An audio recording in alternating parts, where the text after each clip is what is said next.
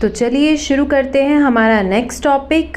इससे पहले तुमने पढ़ लिया था कि रेजिस्टेंस क्या होती है और अब तुम पढ़ोगे कि रेजिस्टेंस किस पे डिपेंड करती है। तो सबसे पहला फैक्टर है जिस पे रेजिस्टेंस डिपेंड करती है, that is length of the conductor. तो लेंथ ऑफ द कंडक्टर मतलब आपके पास जो भी वायर है जिसमें से भी करंट पास हो रहा है, ठीक है। ये तुम्हें एक वायर दे रखी है, ये एक वायर है जिसमें से करंट पास हो रहा है। इसकी लेंथ जितनी ज़्यादा होगी उतना ज़्यादा क्या होगा, रेजिस्टेंस। इसका मतलब ज़्यादा लेंथ है तो रेजिस्टेंस की वैल्यू भी, रेजिस्टेंस भी क्या होगा, ज़्यादा होगा।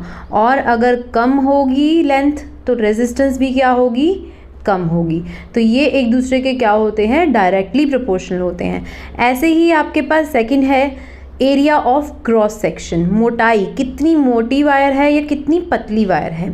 जितनी ज़्यादा वायर मोटी होगी उतना ही कम क्या होगा, रेजिस्टेंस होगा। मेरी बात ध्यान से सुनना, क्योंकि ये आपके पास जो मैंने यहाँ पे इक्वेशन लिख के दिया वो ये है कि resistance inversely proportional to area. इसका मतलब आपके पास जो भी एरिया होगा रेजिस्टेंस हमेशा क्या होगा, उसका इन्वर्सली प्रोपोर्शनल। यहाँ आपको दो तरह से वायर्स दिखा रखी हैं। एक वायर क्या है, छोटी है लेकिन मोटी है, छोटी मोटी छोटी मोटी। लेकिन एक वायर क्या है, लंबी है लेकिन पतली है। तो पतली वाली वायर जो होगी, क्योंकि वो पतली है तो उसका एरिया क्या हो गया, स्मॉल एरिया हो गया, ठीक है। और स्मॉल एरिया हो गया तो उसका रेजिस्टेंस क्या हो गया, ज़्यादा हो गया। अब देखो जितनी पतली लड़की उतने उसके नखरे होंगे भी। मैं इससे शादी नहीं करूँगी, मैं उससे शादी नहीं करूँगी, मुझे तो मेरी पसंद का लड़का चाहिए। तो मतलब उसके बहुत ज़्यादा नखरे हैं, वो रेजिस्ट करती है, बार बार रेजिस्टेंस उसमें ज़्यादा है शादी को लेकर। लेकिन जो मोटी है, नाटी है ना, अब वो क्या करे भाई, जैसा मिल गया कर लेंगे। तो जितनी वो मोटी होगी उसके नखरे उतने ही क्या होंगे, कम होंगे, रेजिस्टेंस क्या हो जाएगी, कम। सो आर क्या होगा, inversely proportional to area. It means area अगर ज़्यादा हुआ तो रेजिस्टेंस क्या हो जाएगा, कम हो जाएगा। Is it clear. आगे बढ़ते हैं थर्ड, जिस पे वो डिपेंड करता है, नेचर ऑफ मटेरियल, या फिर आप कह सकते हो रेजिस्टिविटी। देखो अब आपके पास एक ही तरह की वायर नहीं होती, बहुत तरह की वायर है, एल्यूमिनियम की, कॉपर की या कोई और किसी भी फॉर्म में। अब अगर मैं कहूँ कि मेरे पास जो दो कंडक्टर्स हैं या जो मेरे पास दो मटेरियल्स हैं उनमें से एक तो बहुत अच्छा कंडक्टर है लेकिन एक इंसुलेटर है, तो अब ध्यान से सुनना, जो कंडक्टर होगा, ठीक है, और जो इंसुलेटर होगा, क्या वो दोनों सेम मटेरियल है? नहीं, वो दोनों डिफरेंट मटेरियल हैं। तो जो डिफरेंट मटेरियल होगा उसकी रेजिस्टिविटी भी क्या होगी, डिफरेंट। अब तुम कहोगे मैम रेजिस्टिविटी क्या है, ऐसी रेजिस्टिविटी तो आपने बताया ही नहीं क्या है। तो सीधी सी बात है, रेजिस्टिविटी सिंपली एक प्रॉपर्टी होती है जिस भी मटेरियल की मैं बात कर रही हूँ। तो कंडक्टर है तो कंडक्टर और इंसुलेटर हो गया अलग मटेरियल। अब देखो दोनों मटेरियल अलग अलग हैं तो उनकी रेजिस्टेंस भी अलग अलग होगी। जैसे कि फॉर एग्जांपल अगर कोई कंडक्टर है, कंडक्टर क्या करता है, इजीली करंट को क्या होने देगा, पास होने देगा। और इंसुलेटर क्या होगा, इजीली करंट को पास नहीं होने देगा। अगर ये करंट को पास होने दे रहा है इसका मतलब इसकी रेजिस्टेंस क्या है, कम है, ये करंट को नहीं रोक रहा। लेकिन अगर वो इंसुलेटर है तो वो करंट को पास नहीं होने देगा, इसका मतलब इसकी रेजिस्टेंस क्या है, ज़्यादा है। आप ये भी कह सकते हो कि इसकी रेजिस्टिविटी क्या है, ज़्यादा है, और इसकी रेजिस्टिविटी क्या है, कम है। तो रेजिस्टिविटी सिंपली क्या होता है, एक प्रॉपर्टी होती है उस मटेरियल की। सो क्लियर हो गया। अगर वो कंडक्टर होगा तो वो ज़्यादा रेजिस्टेंस नहीं कर रहा है, मतलब उसकी रेजिस्टिविटी ज़्यादा नहीं है। और अगर वो इंसुलेटर होगा तो इसकी रेजिस्टिविटी क्या हो जाएगी, ज़्यादा, उतना ही वो क्या हो जाएगा, ज़िद्दी हो जाएगा, वो करंट को जाने ही नहीं देगा। तो आप क्या बोलोगे कि तीसरा जो आपका टॉपिक हुआ, तीसरा जो फैक्टर हुआ वो क्या हुआ, डायरेक्टली प्रोपोर्शनल टू रेजिस्टेंस। इसको रो बोलते हैं। ये जो आपके पास सिंबल लिखा है पी की फॉर्म में, एक्चुअल में इसको इस तरह से लिखा जाता है, रो बोलते हैं इसको, ठीक है। तो अब जो तुमने तीनों के तीनों फैक्टर्स पढ़े, उन तीनों को जब कंबाइन कर दिया जाता है तो हमारे पास क्या रिलेशन आता है कि जो रेजिस्टेंस है वो डायरेक्टली प्रोपोर्शनल तो होती है रेजिस्टिविटी और लेंथ के, लेकिन इन्वर्सली प्रोपोर्शनल होती है एरिया के। तो ये आपके पास एक फॉर्मूला बन जाएगा, ठीक है। आगे देखिए, जो नीचे वैसे आपको एक पिक्चर भी अगर दिख रही होगी तो इसमें भी सारा कलेक्टिवली मैंने यहाँ पे दिखा दिया है आपके लिए। ये वाली पिक्चर में इसमें दिखा दिया कि ये एरिया हो गया, ये लेंथ हो गई, और मटेरियल के हिसाब से उसकी रेजिस्टिविटी होगी। तो रेजिस्टेंस क्या होती है, इन तीनों पे इस तरह से डिपेंड करती है। क्लियर। अगला है फोर्थ पॉइंट जो आपका है, दैट इज़ टेम्परेचर। टेम्परेचर भी क्या होता है, डायरेक्टली प्रोपोर्शनल होता है रेजिस्टेंस के। सीधी सीधी बात, टेम्परेचर और रेजिस्टेंस डायरेक्टली प्रोपोर्शनल है। इसको कभी भी हम इक्वेशंस के अंदर यूज़ नहीं करते हैं, हम जस्ट इसको समझेंगे कि कैसे टेम्परेचर डायरेक्टली प्रोपोर्शनल है रेजिस्टेंस के। अच्छा, अब तुम समझ के देखो, ये तुम्हारे पास मैंने एक पिक्चर दिखा रखी है नीचे। इसमें ये समझ लो कि ये एक वायर है, ठीक है, ये एक वायर है। अब तुम्हें पता है हर मटेरियल, हर मैटर किससे बना होता है, प्रोटॉन, इलेक्ट्रॉन, एटम्स, इन्हीं का सब दुनिया क्या है, एटम। ये दुनिया एटम दी, ये दुनिया एटम दी, लेकिन इसमें इलेक्ट्रॉन्स भी, लेकिन इसमें प्रोटॉन्स भी। तो अब देखो यहाँ पे एटम आपको जो दिख रहे हैं वो कौन से कलर के हैं, ये ब्लू वाले, मेरा फेवरेट कलर है ये। तो ये तुम्हारे पास एटम्स हैं। अब मैं वायर की बात करूँ तो वायर में एटम है। अब एटम है तो वहाँ पे इलेक्ट्रॉन्स भी घूम रहे हैं। लेकिन अगर जैसे ही तुम यहाँ पे नीचे इसको गर्म करना शुरू कर दो, इसको गरम कर दिया हमने। अच्छा, अब तुमने गर्म किया तो क्या ये एटम यहाँ पे आराम से बैठे रहेंगे? क्या इनको कुछ होगा नहीं? इनको गर्मी नहीं लगेगी? ये भागने की कोशिश नहीं करेंगे? तो जैसे ही तुमने इसको हीट देनी शुरू की नीचे से, जैसे ही इसको हीट मिलती है, इनमें वाइब्रेशन शुरू हो जाती है। ये क्या इधर उधर घूमते हैं। तो जो इलेक्ट्रॉन्स मस्ती से अपना रास्ते में जा रहे थे ताकि वो करंट को ईजिली प्रोवाइड कर सके, इलेक्ट्रॉन्स फ्लो करते हैं, चार्ज फ्लो करते हैं, तभी तो करंट बनता है ना वहाँ पे। तो ये इलेक्ट्रॉन जो अपने मस्ती से जा रहे थे, अब ये एटम के साथ टक्करें मार रहे हैं, क्योंकि एटम भी भागने की कोशिश कर रहा है और इलेक्ट्रॉन अपने रास्ते में जा रहे थे। तो जैसे ही एटम्स भी वाइब्रेट करेंगे तो इलेक्ट्रॉन्स भी तो क्या करेंगे, उनके साथ टक्कर मारेंगे। अब उनकी आपस में क्या हो गई, छोटी छोटी लड़ाइयाँ शुरू हो गई। सो जब तुम उनको हीट कर दोगे वायर को, एटम भी भागेंगे, इलेक्ट्रॉन भी भागेंगे, तो प्रॉपर फ्लो इलेक्ट्रॉन्स का नहीं हो सकेगा। तो फ्लो इलेक्ट्रॉन नहीं, अगर इलेक्ट्रॉन ही फ्लो नहीं करेंगे तो करंट कहाँ से होगा, जिससे क्या होगा, रेजिस्टेंस आ जाएगी।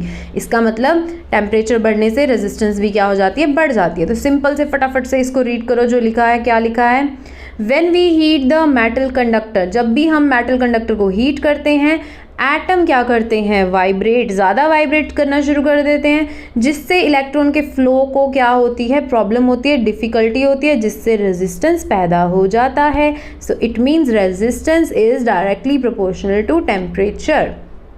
कितना आसान है।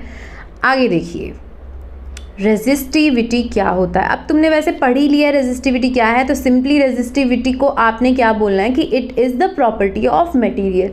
जिस भी मटेरियल की हम बात कर रहे हैं वो उसकी प्रॉपर्टी है। कौन सी प्रॉपर्टी, रेजिस्टेंस दिखाने की। तो ये जो मैंने दोबारा टॉपिक तुम्हें दिखाया है, ये दिखाने का मेरा एक जो मकसद है वो ये है कि आपको इसका यूनिट भी पता चल जाए। तो अब ध्यान से देखिए, आपने ऊपर ये फॉर्मूला किया था कि R डायरेक्टली प्रोपोर्शनल होता है रो L अपॉन A के। जब हम ये डायरेक्टली प्रोपोर्शनल का साइन हटा के इक्वल टू लगाते हैं तो 1 कांस्टेंट आ जाता है। तो आप ये भी कह सकते हो rho is equals to R is equals to rho L upon A। तो अब देखो, जो यहाँ पे रो दे रखा है हमें वो निकालना है, मतलब रेजिस्टिविटी निकालनी है। तो रो को यहीं रखोगे, R और A को इकट्ठा कर दोगे और L को नीचे लेकर जाओगे, क्रॉस मल्टीप्लाई हो जाएगा। इसका मतलब आपके पास जो नया फॉर्मूला बना, जो रो का फॉर्मूला बना, वो क्या बना, रो R A अपॉन L। अब यहाँ पे R का मतलब है रेजिस्टेंस। रेजिस्टेंस का क्या होता है आपके पास, रेजिस्टेंस के लिए यूनिट क्या होता है, ओम। अच्छा, उसके बाद एरिया है, एरिया हमें पता है क्या होता है, मीटर स्क्वायर होता है। और नीचे लेंथ दे रखी है आपको, लेंथ क्या होता है, मीटर। तो मीटर से मीटर जब कट हो जाएगा तो क्या बचा आपके पास, रो नहीं यार, मैं रो क्यों बोल रही हूँ, मुझे रो ना तो नहीं आ रहा। ये क्या है, ओम मीटर। ये याद रखना, मेरी तरह से बार बार गलत मत बोल देना। रो का मतलब है ये वाला सिंबल और ओम है ये, तो ओम मीटर क्या हो जाएगा, इसका यूनिट। क्लियर। अब आते हैं पॉइंट्स टू रिमेंबर, और पॉइंट्स टू रिमेंबर पे तुम्हें स्क्रीनशॉट लेकर रखना है, याद रखना, ये बहुत ज़रूरी है। पॉइंट्स टू रिमेंबर में सबसे पहला पॉइंट ध्यान से देखिए, resistivity does not change with the length or area of cross section but it changes with the change in temperature। तुमने अभी अभी ऊपर resistivity पढ़ा था, नेचर ऑफ मटेरियल पे, टेम्परेचर पे, इन्हीं चीज़ों पे ज़्यादा डिपेंड करता है, एरिया पे या इसको एरिया से या फिर लेंथ से कोई फ़र्क नहीं पड़ता है। क्लियर? तो रेजिस्टिविटी टेम्परेचर के बदलने से ख़राब हो सकती है, बदल सकती है।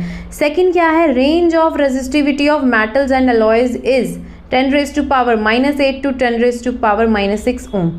अब देखो, जो जितने भी मेटल्स हैं और अलॉयज़ हैं ये अच्छे कंडक्टर हैं, और अच्छे कंडक्टर हैं तो वो ज़्यादा रेजिस्टेंस नहीं दिखा सकते, इसका मतलब उनकी ज़्यादा रेजिस्टिविटी नहीं होती है, तो इसलिए उनकी जो रेंज होती है वो बहुत कम होती है। 10⁻⁸ से लेके 10⁻⁻6 ओम मीटर, ये बहुत कम रेजिस्टेंस शो करते हैं। क्लियर? लेकिन ऐसे ही अगर हम इंसुलेटर की बात करें, इंसुलेटर तो क्या होते हैं? वो कंडक्टर्स होते ही नहीं है, वो कंडक्ट करते ही नहीं है इलेक्ट्रिसिटी को पास होने नहीं देते हैं, तो वो बहुत ज़्यादा रेजिस्टेंस, बहुत ज़्यादा अकड़ू, बहुत ज़्यादा ज़िद्दी होते हैं।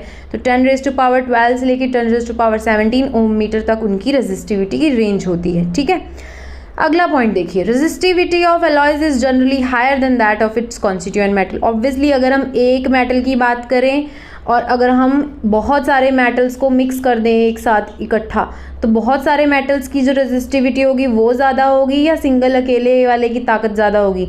नहीं, जिसकी हमने बहुत सारे मिक्सचर कर दिए तो इसकी रेजिस्टिविटी किसकी ज़्यादा होती है? अलॉयज़ की ज़्यादा होती है। ठीक है, अगला देखिए, अलॉयज डू नॉट ऑक्सीडाइज और burn readily at high temperature. अब क्योंकि हमने बहुत सारे अलॉयज़ को मिक्स कर दिया है तो उनके अंदर बहुत सारी पावर आ जाती है, तो वो जल्दी से क्या होता है? बर्न नहीं होते, उनका जो मेल्टिंग पॉइंट होता है वो बहुत बढ़ जाता है। हम बहुत ज़्यादा हाई टेम्परेचर देंगे तब जाके शायद उसमें कोई शायद असर आना शुरू हो। तो हम ये कह सकते हैं कि जो इलेक्ट्रिकल डिवाइसेस होते हैं उनमें अलॉयज़ इसीलिए यूज़ किया जाता है क्योंकि वो जल्दी से मेल्ट नहीं होते, या फिर ज़्यादा इलेक्ट्रिसिटी की वजह से वो ख़राब नहीं होते हैं, क्योंकि इलेक्ट्रिसिटी भी क्या कर देती है? उसको गर्म कर देती है। ठीक है, तुमने देखा होगा ना फ्रिज, कूलर वगैरह, अगर हम फ्रिज की बॉडी को हाथ लगाएं पीछे से तो वो गर्म होता है। तो उनमें अगर अलॉयज़ वगैरह डले हुए हैं, जो उसके जो पार्ट्स बने हुए अलॉयज़ के बने होंगे, तो वो जल्दी से उनको कुछ प्रॉब्लम नहीं आएगी। लास्ट पॉइंट क्या है? पॉइंट्स टू रिमेंबर का, copper and aluminium are used for electrical transmission lines as they have low resistance.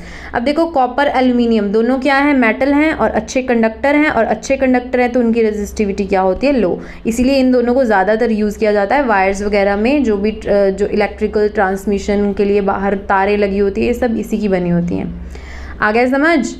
तो चलो आगे बढ़ते हैं। वेरिएबल रेजिस्टेंस या फिर रियोस्टेट क्या होता है? सबसे पहले तो तुमने याद होगा तुमने कि रेजिस्टेंस तुमने पढ़ा है। अरे यार मैम रेजिस्टेंस मुश्किल से समझ आता है, आप एक और टर्म लेके आ गए वेरिएबल रेजिस्टेंस। तो घबराओ मत, मैं तुम्हें अभी समझा दूंगी। इंग्लिश बाबा चैनल सब समझाने के लिए ही तो बना है।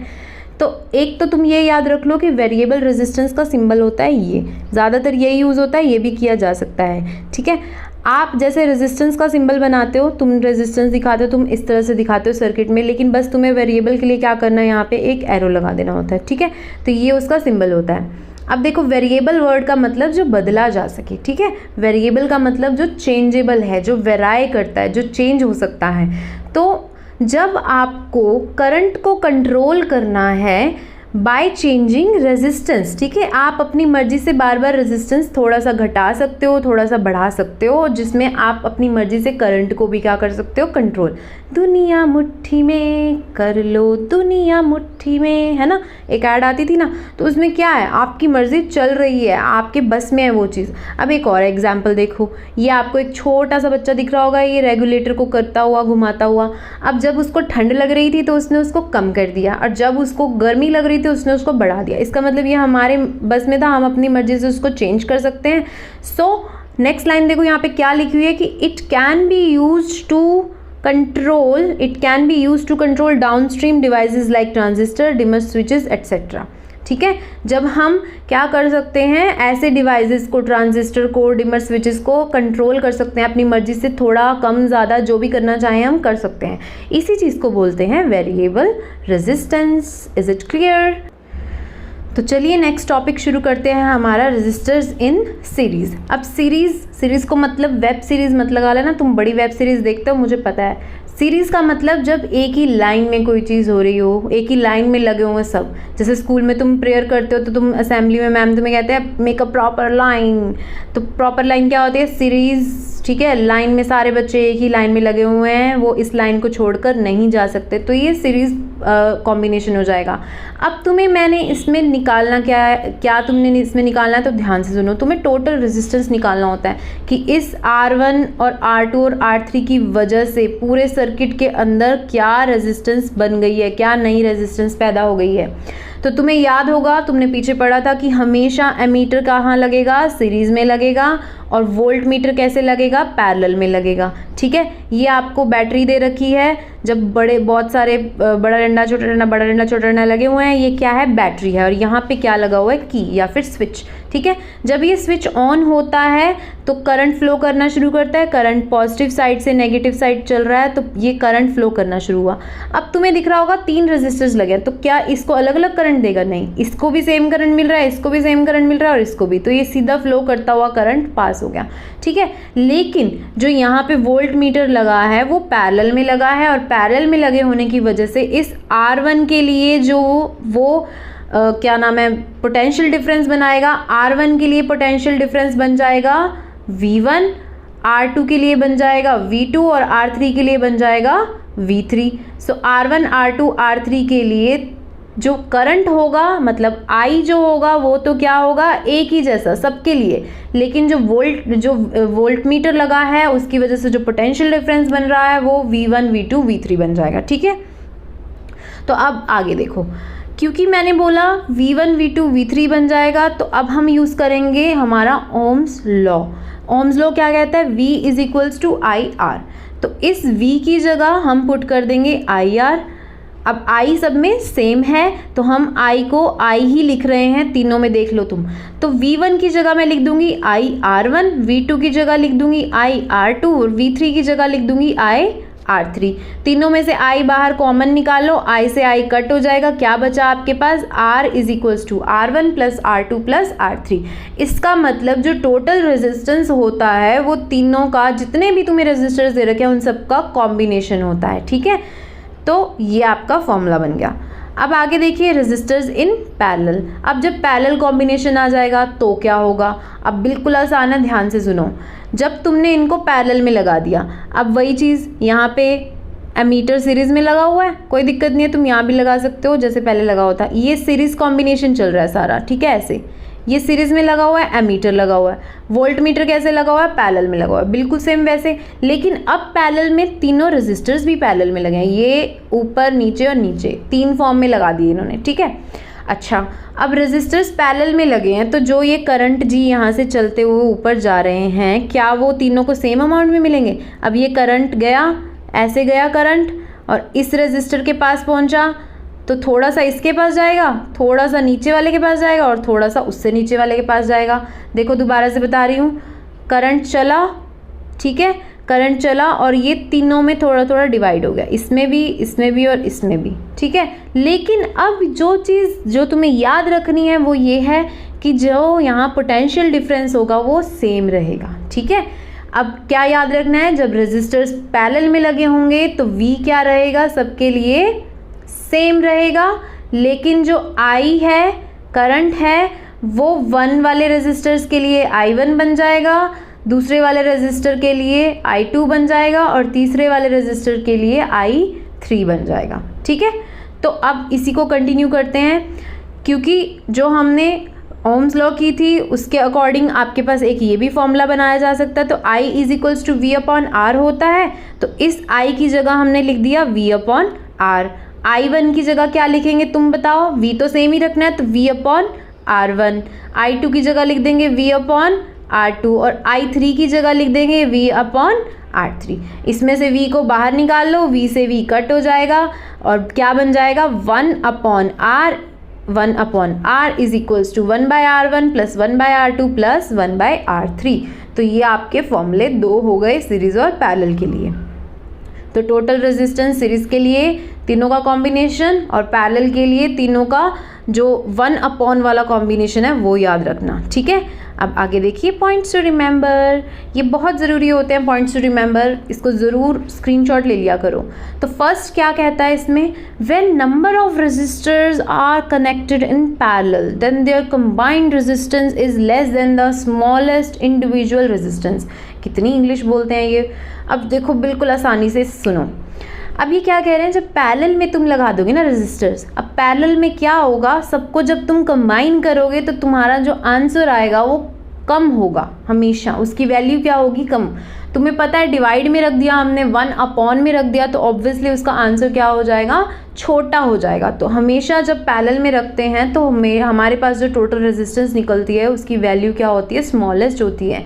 एक सिंगल इंडिविजुअल रेजिस्टेंस से कंपेयर करें तो बहुत ही छोटी वैल्यू आएगी।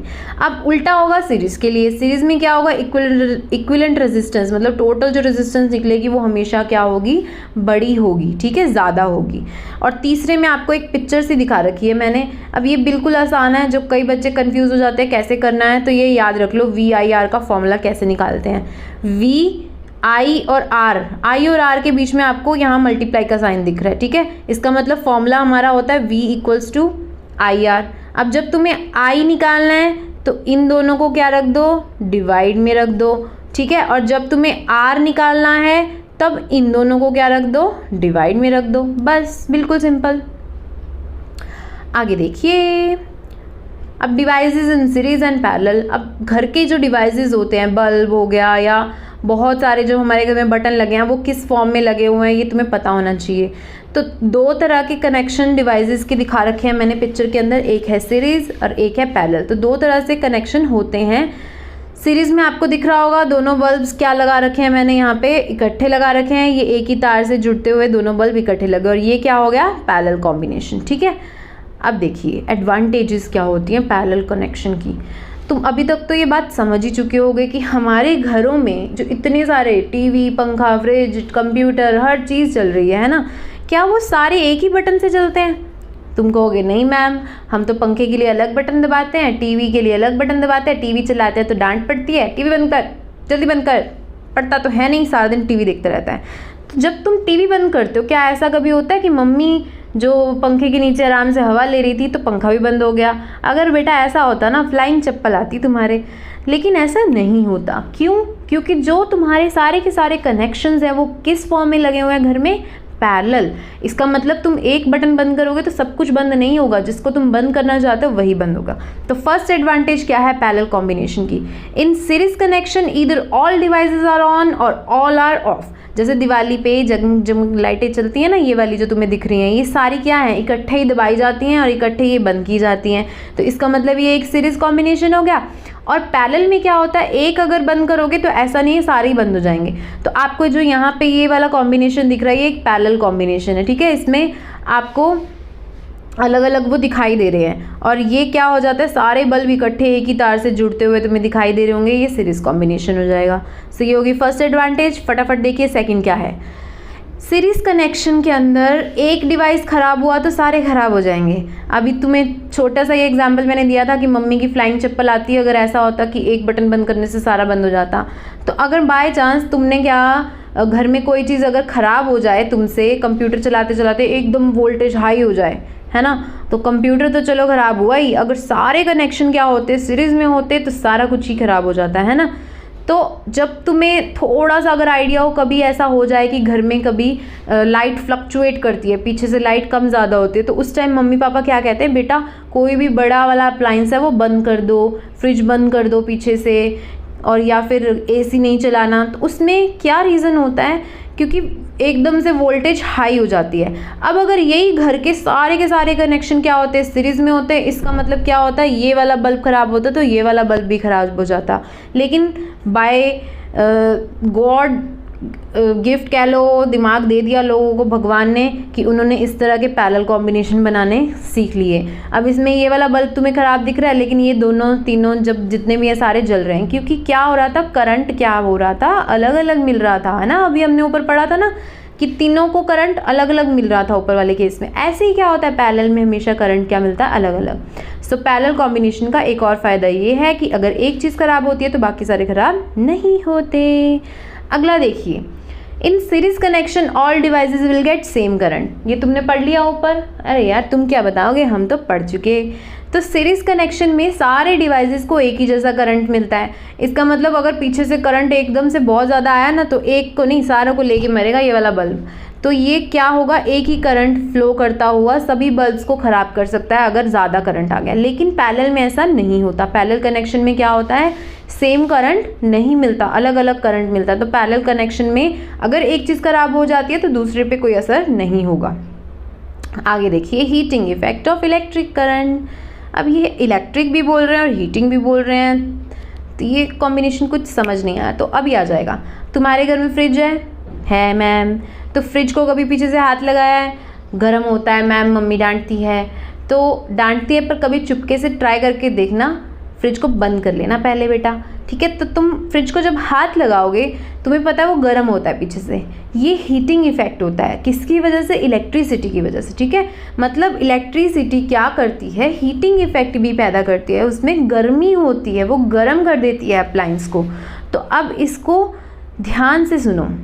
तुमने पीछे जब पहले वाली वीडियो के अंदर मैंने तुम्हें करवाया था एक फॉर्मूला V = W/Q किया था ना, जिसमें तुमने 1 वोल्ट वाली डेफिनेशन भी की थी। अच्छा, अगर मैं इसमें से W की वैल्यू निकालूँ, क्रॉस मल्टीप्लाई करूँ, तो W की वैल्यू क्या बनेगी, Q × V बनेगी, बिल्कुल। अच्छा, अब अगर मैं क्या कर दूँ, Q को T से डिवाइड कर दूँ और T से ही क्या कर दूँ, मल्टीप्लाई कर दूँ, है ना, तो I का फॉर्मूला बन जाएगा।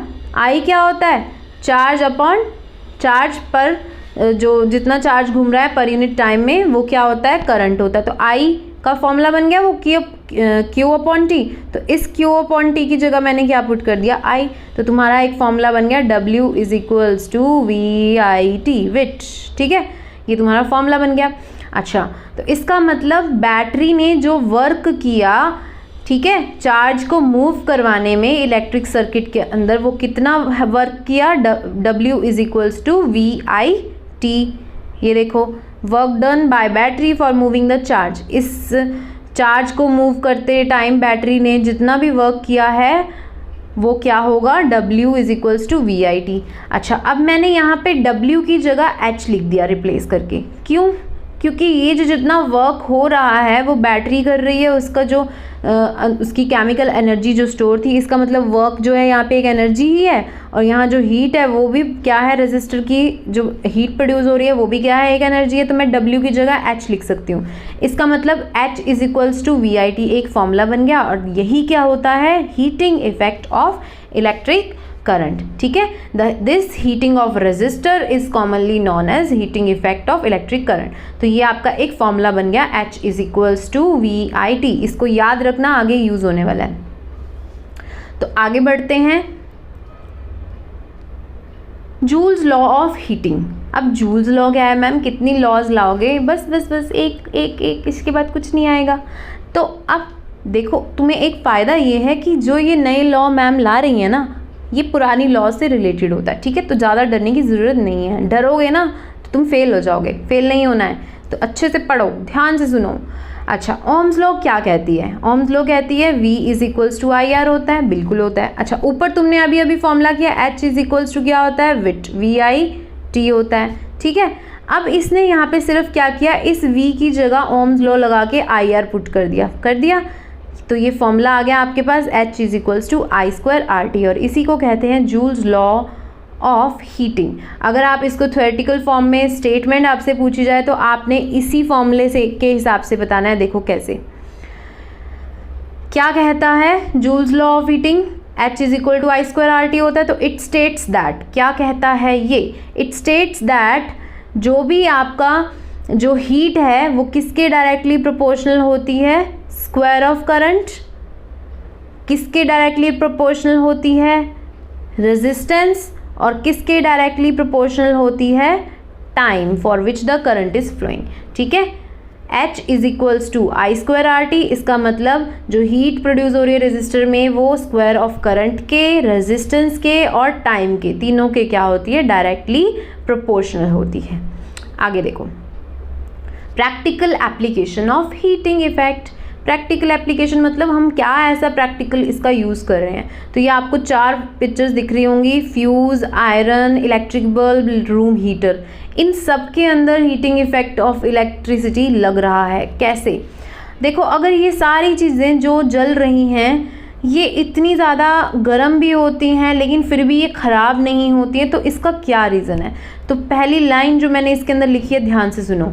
For exploiting the heating effect को कट करने के लिए the element of appliances must have high melting point to retain more heat. ये जितनी भी चीज़ें जो इस इफ़ेक्ट को फॉलो करती हैं, ये इन सब के अंदर जो भी मटेरियल यूज़ हो रहा है, जो भी एलिमेंट यूज़ हो रहा है, उसकी क्या ताकत होनी चाहिए, उसका क्या होना चाहिए, हाई मेल्टिंग पॉइंट होना चाहिए। इसका मतलब ज़्यादा इलेक्ट्रिसिटी आ रही है, ज़्यादा गर्म होने पर भी वो ख़राब ना हो, मेल्ट ना हो। तो ये सारे के सारों में एक यही खास बात होती है कि इनके अंदर जो एलिमेंट यूज़ किया गया है वो इस चीज़ में महारत हासिल है उसको, वो PhD होल्डर है किस चीज़ में, कि उनका हाई मेल्टिंग पॉइंट होता है, वो जल्दी से मेल्ट नहीं होता है। तो अब इसको ध्यान से पढ़ो, मैं जो बताने वाली हूँ। फर्स्ट मैंने ले लिया इलेक्ट्रिक बल्ब को एक्सप्लेन कैसे करेंगे। तो इसके लिए मैंने तुम्हें पूरा जैसे आंसर पूरा का पूरा अगर तुम जो मैंने यहाँ लिखा है लिख दोगे तो तुम्हें फुल मार्क्स मिलने वाले हैं, इसीलिए मैंने तुम्हारे लिए नोट्स की फॉर्म में बना दिया। क्या लिखा है इसमें? When electric energy supplied to electric bulb, जब इस बल्ब को इलेक्ट्रिक एनर्जी मिलेगी तो जो फिलामेंट है, फिलामेंट क्या होता है मैम? ये तुम्हें देखो राइट साइड पे एक पिक्चर दिखा रखी है, ये फिलामेंट होता है। तो फिलामेंट को इलेक्ट्रिक एनर्जी मिलते ही फिलामेंट गर्म होना शुरू हो जाता है और जिसकी वजह से वो लाइट फेंकता है, लट्टू बन जाता है, जगमग जगमग, ठीक है। तो heating of electric bulb happens because of heating effect of electric current. अब जो ये इलेक्ट्रिक बल्ब जो है उसकी हीटिंग हो रही है, वो किस वजह से हो रही है? इलेक्ट्रिक करंट की वजह से हो रही है। तो जो फिलामेंट है, अब यहाँ पे रोल सारा फिलामेंट का है। जो ये छोटा सा अंदर फिलामेंट लगा है, ये किसका बना है? टंगस्टन मेटल का। टंगस्टन मेटल क्या है? टंगस्टन मेटल का बहुत ज़्यादा हाई मेल्टिंग पॉइंट है। कितना? 3380 डिग्री सेल्सियस। मतलब इसको इतना हाई टेम्परेचर चाहिए मेल्ट होने के लिए, इससे पहले तो मतलब ही नहीं है इसको कुछ हो जाए। तो अगर इतना ज़्यादा ये सहन कर सकता है हीट को, तो इसका मतलब बल्ब को कोई नुकसान नहीं होता है।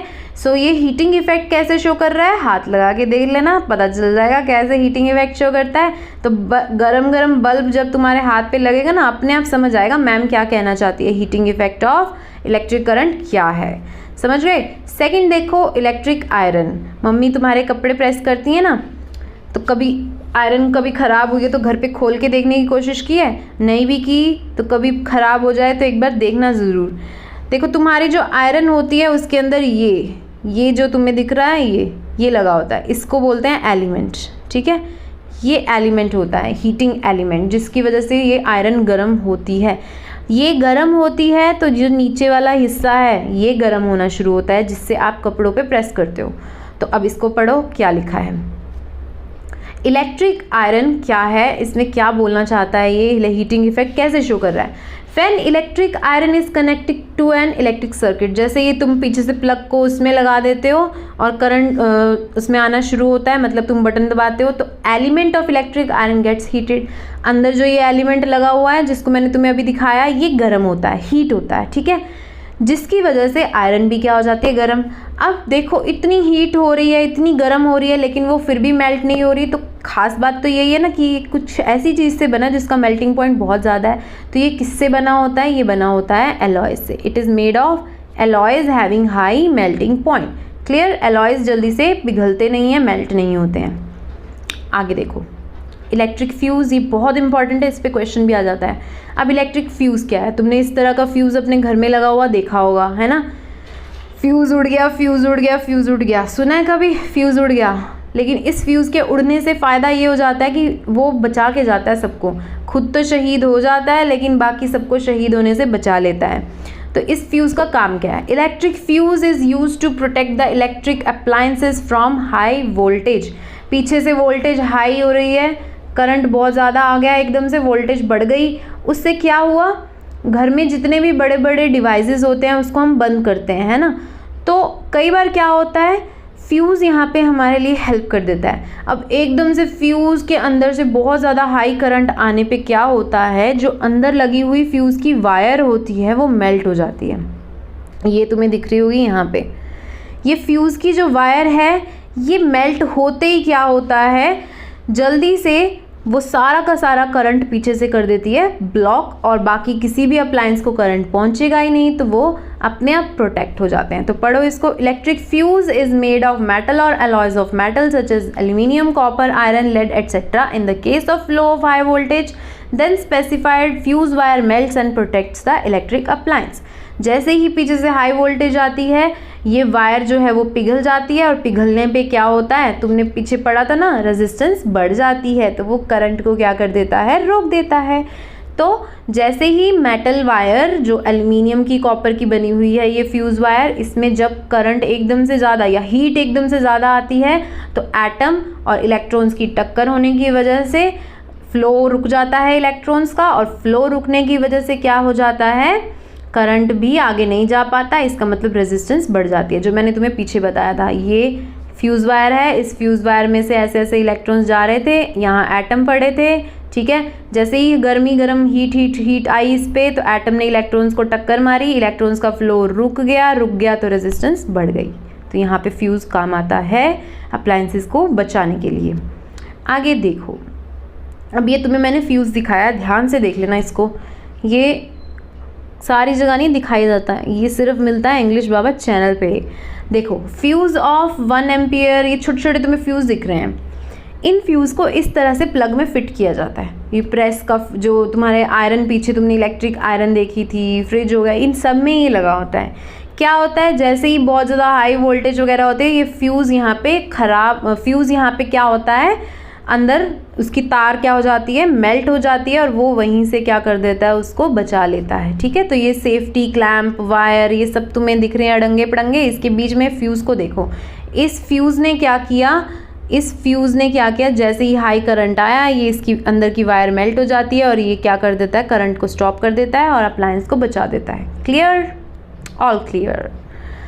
आगे देखिए, इलेक्ट्रिक पावर क्या है, पीछे से कितनी पावर में वो करंट देता है, ठीक है, कितनी पावर है इलेक्ट्रिसिटी की, वो तुम निकालते हो। अब कोई बहुत स्लो चलता है, कोई बहुत तेज़ है हर काम में, है ना। जो जितना तेज़ होगा वो उतना ही चालू होगा, ठीक है, ध्यान से समझना मेरी बात को। अब करंट बहुत ज़्यादा, कोई अप्लायंस करंट बहुत ज़्यादा लेती है, इसका मतलब वो बहुत ज़्यादा यूनिट लेती है, तो बिल भी बेटा बहुत ज़्यादा आता है। तो ध्यान से समझ लेना इस चीज़ को। अब आगे तुम्हें मैं बहुत इंपॉर्टेंट चीज़ें बताने वाली हूँ, सुनते जाना ध्यान से। सबसे पहले इसकी डेफिनेशन पढ़ो, क्या कहती है definition. Electric power is the rate per unit time eight which electric energy is transmitted by electric circuit.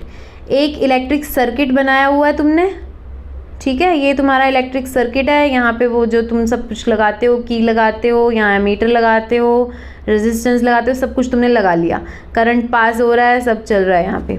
अब ये क्या कह रहा है, इलेक्ट्रिक पावर क्या होती है, ये इलेक्ट्रिक एनर्जी, जितनी भी इलेक्ट्रिक एनर्जी अंदर जा रही है और जिस स्पीड से जा रही है पर यूनिट टाइम में, ये उसका रेट, मतलब उसकी स्पीड को चेक करते हुए इलेक्ट्रिक पावर आपको बता रही है।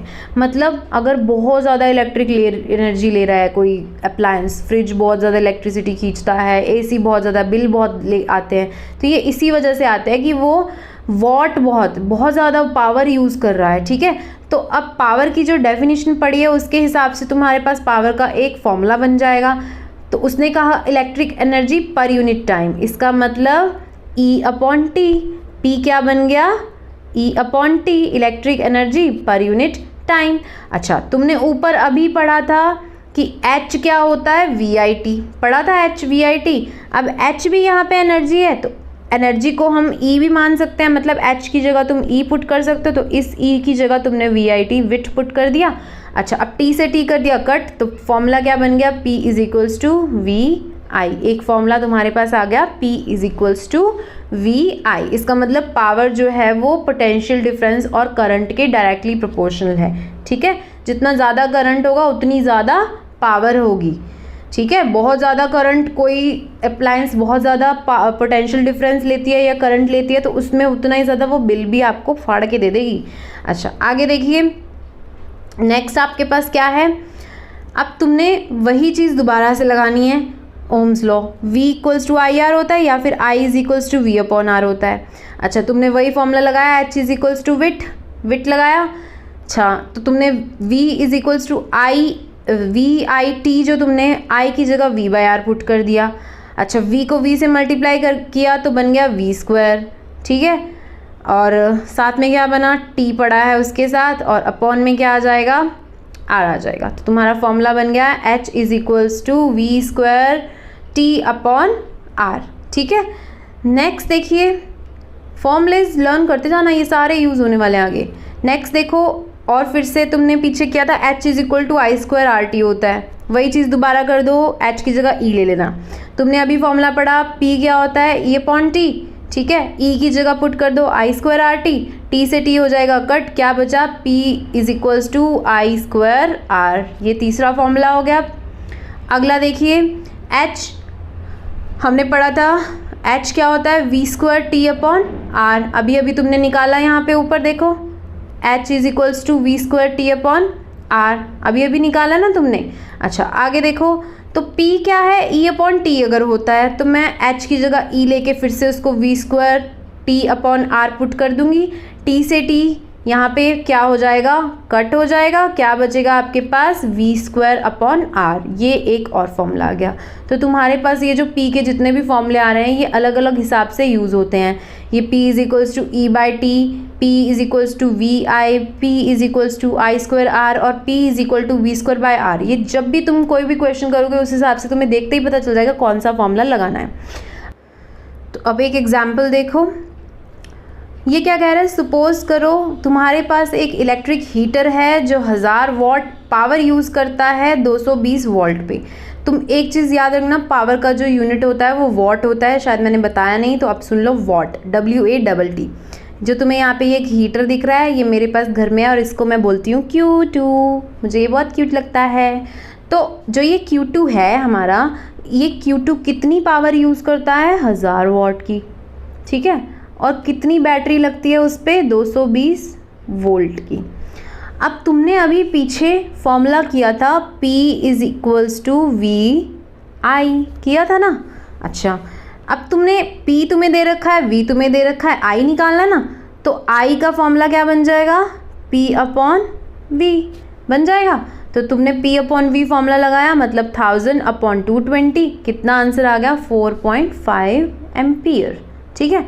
तो इससे तुम्हें पता चल गया कि 4.5 एम्पियर करंट इस Q2 को चाहिए चलने के लिए, है ना।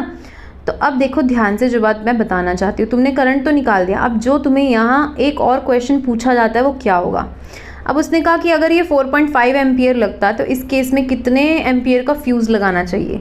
तो 4 से थोड़ा सा ज़्यादा एम्पियर का, क्योंकि मतलब 4.5 से ज़रा सा ज़्यादा करंट होते ही वो फ्यूज़ वायर अंदर जो होगी वो ख़राब होके, मतलब मेल्ट होके बंद कर देगा उसको पीछे से।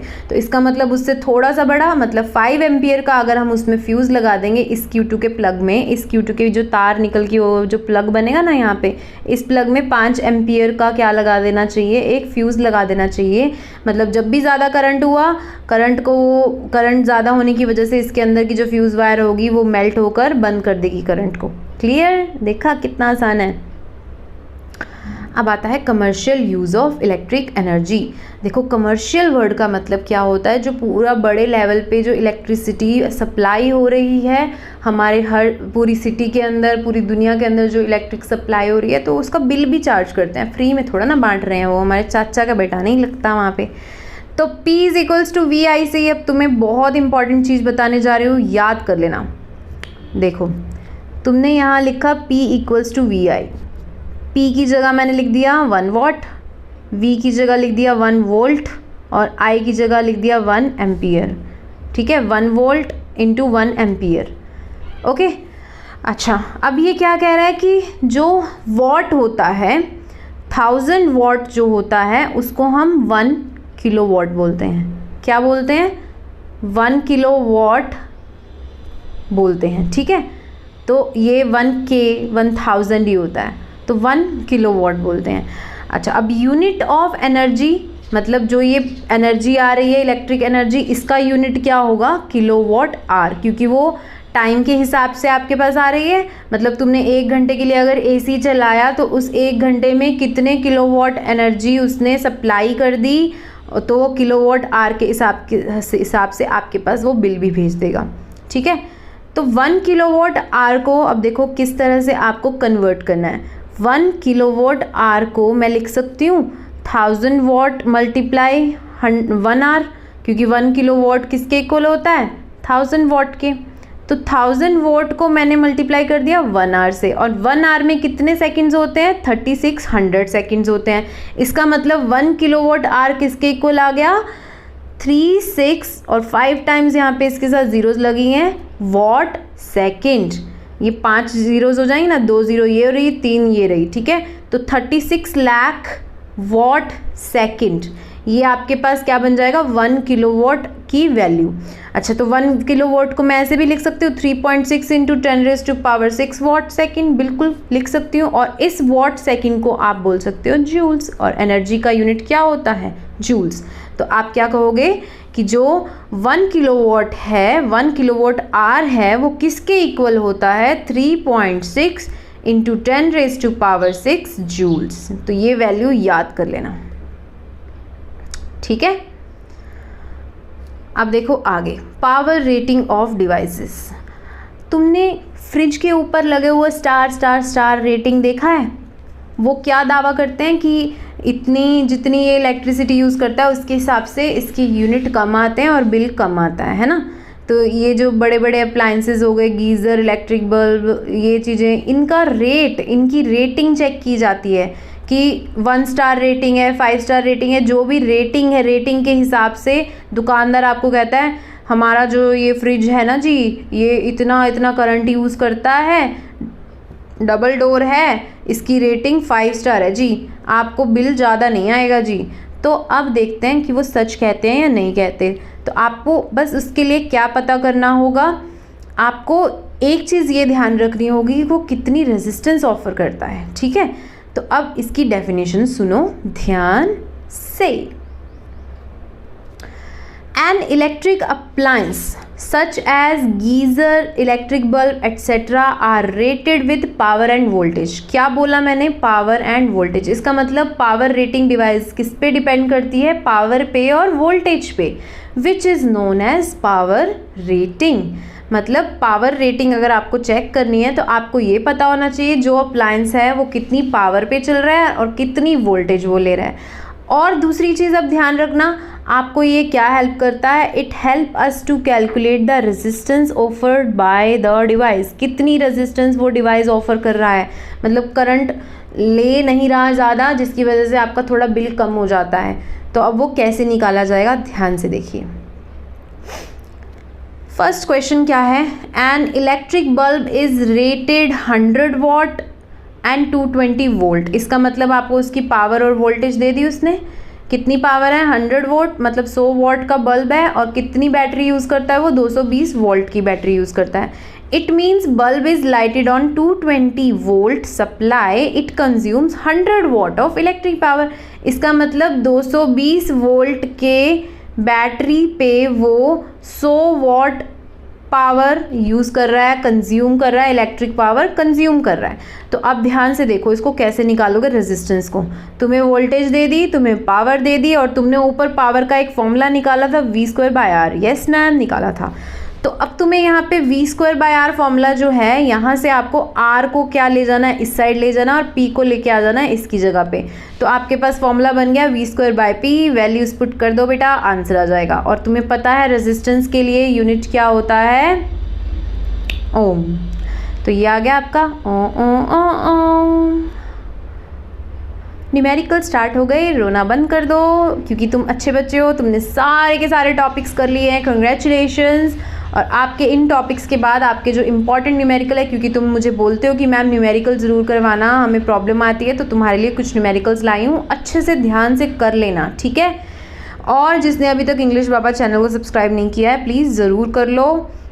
वीडियो कैसी लगी ज़रूर बताना। तो चलो शुरू करते हैं न्यूमेरिकल। पहला न्यूमेरिकल क्या कहता है?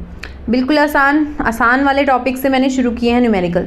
फर्स्ट न्यूमेरिकल क्या कहता है? What is the highest and the lowest total resistance that can be secured by combinations of 4 coils of resistance.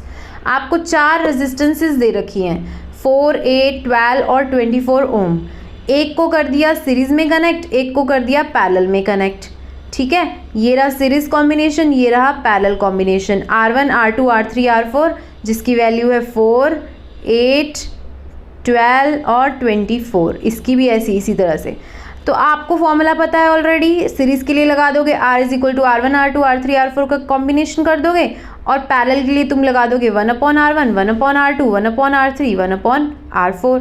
तो जब तुम इसको सोल्व करोगे तो आप देख सकते हो सीरीज़ कॉम्बिनेशन में टोटल रेजिस्टेंस बहुत ज़्यादा आ रहा है, लेकिन पैरेलल कॉम्बिनेशन में बहुत कम आ रहा है, जो कि तुम्हें मैंने पॉइंट्स टू रिमेंबर में ऑलरेडी बताया था कि जब पैरेलल कॉम्बिनेशन का टोटल इक्विवेलेंट रेजिस्टेंस निकाला जाता है वो हमेशा इंडिविजुअल से कम निकलता है, और सीरीज़ में क्या निकलता है, हमेशा ज़्यादा निकलता है। ठीक है, अब आगे नेक्स्ट क्वेश्चन करने जा रहे हैं। ये बहुत आसान है, इस तरह के क्वेश्चन जब तुम आएंगे तो तुम इजीली कर लोगे। सेकंड क्वेश्चन देखो, एन इलेक्ट्रिक लैम्प ऑफ 100 ओम, आपको क्या दे दी, एक इलेक्ट्रिक लैम्प की रेजिस्टेंस दे दी 100 ओम।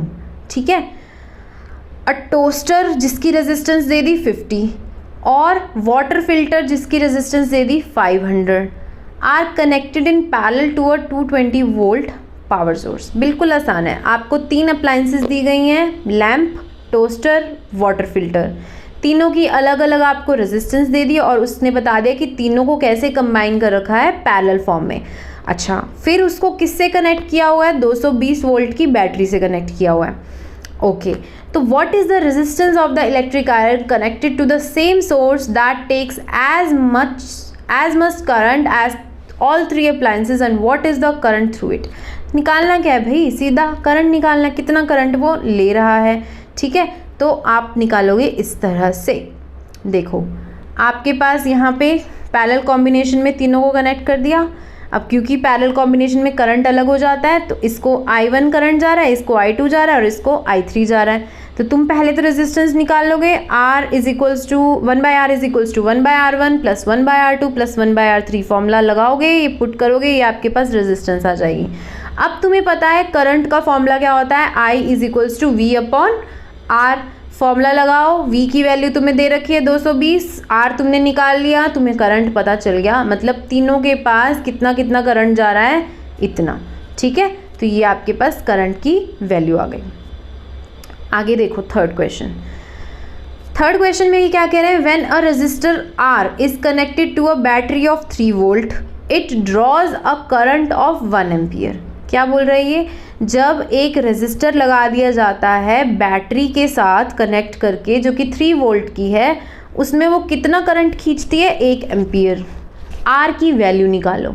ठीक है, मतलब आपको I दे दिया उसने, V दे दिया उसने, क्या निकालना है, R निकालना है। अच्छा, फिर उसने आगे क्या पूछा, if an identical resistor is connected in parallel with it find the current that flows through the circuit. अब वही चीज़ वो कह रहा है कि अगर पैरेलल में आइडेंटिकली लग जाए तो क्या होगा। सबसे पहले तो तुम्हें ओम्स लॉ लगानी है, V is equals to IR। तो V is equals to IR तुमने ओम्स लॉ लगाई, जिससे तुम्हारे पास R की वैल्यू आ गई 3 ओम। तुम्हारे पास V कितना था, 3 और I कितना था, 1, तो 3/1 कितना बन गया, 3 ओम। तो 3 ओम आपके पास आ गई रेजिस्टेंस। अब उसने क्या बोला, now when identical resistor is connected in parallel with it. Identical resistor मतलब वो भी 3 ओम वाला है, तो इसका मतलब इसका जो ये रेजिस्टर था इसके पैरेलल में एक और रेजिस्टर जब लगा दिया जाएगा तो कितनी रेजिस्टेंस होगी। तो तुमने क्या कर दिया, 1/3 प्लस 1/3 करके निकाला, कितनी आ गई, 1.5, मतलब कम हो गई रेजिस्टेंस, कम हो गई। अब वो बोल रहा है टोटल करंट निकालो जो इस सर्किट में से फ्लो कर रहा होगा। तो करंट तुमने निकाल दिया, क्योंकि तुमने V भी निकाल लिया, तुमने तुम्हारे पास V भी दे रखा था, R तुमने यहाँ पे टोटल निकाल लिया है, पुट करोगे I is equals to V/R, तुम्हारा आंसर आ गया 2 एम्पियर। क्लियर। आगे देखो, an electric bulb is connected to 220 volt generator. एक बल्ब लगा हुआ है जो कि 220 वोल्ट के जनरेटर के साथ जोड़ रखा है। If the current drawn by the bulb is 0.50 ampere find its power. तुम्हें उसने क्या दे दिया, करंट दे दिया, तुम्हें उसने क्या दे दिया, V दे दिया। अब तुम्हें उसने बोला सिर्फ कितना, क्या निकालना है, पावर। तो तुम्हें फॉर्मूला अपने आप पता चलेगा ना, P वाला कौन सा फॉर्मूला लगेगा, P is equals to V into I। ये तुम्हारा फॉर्मूला हो गया। जब तुम इसको पुट करोगे, ये ध्यान रखना ये एम्पियर में होना चाहिए। अगर मिली एम्पियर और माइक्रो एम्पियर होगा तो तुम्हें कन्वर्जन्स मैंने बता दी, 10⁻³ एम्पियर और 10⁻⁻6 एम्पियर वाला, ठीक है। तो ये तुमने फॉर्मूला पुट किया, P = V × I, values put किया, आपके पास क्या आ गया 110 वाट। मतलब उसकी पावर कितनी है बल्ब की, 110 वाट का बल्ब है, 100 वाट का नहीं, 110 वाट का।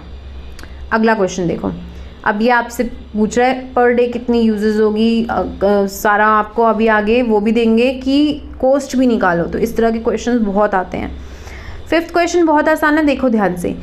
उसने बोला एक फ्रिज है जिसकी रेटिंग क्या है 400 वाट और वो दिन में 8 घंटे चलता है, कितनी एनर्जी पर डे वो कंज्यूम कर रहा है ये बताओ। तो बहुत आसान है, 400 वाट कर रहा है, कितनी देर के लिए कर रहा है, 8 घंटे के लिए कर रहा है। तो 400 को क्या कर दोगे, 8 से मल्टीप्लाई कर दोगे, कितना आ गया आपके पास 3200 वाट पर आवर वो करता जा रहा है, और उसको किलोवाट आवर में कन्वर्ट कर दोगे, ठीक है। किलोवाट आवर कैसे होता है, 1000 वाट किसके इक्वल होता है, 1 किलोवाट के इक्वल होता है। क्लियर, आगे देखो। An electric heater drawers a current of 10 ampere from a 220 volt supply. एक हीटर दे रखा है आपको जो कि 10 एम्पियर करंट खींचता है और उसमें बैटरी कितनी चाहिए उसको, 220 वाट की, ठीक है। What is the cost of using the heater 5 hours per day for 30 days. अब उसने बोला दिन में रोज़ क्या होगा, 30 दिन वो चलेगा, लेकिन 30 दिन में वो हर रोज़ 5 घंटे चलेगा, ठीक है। तो उसकी कितनी कॉस्ट आएगी।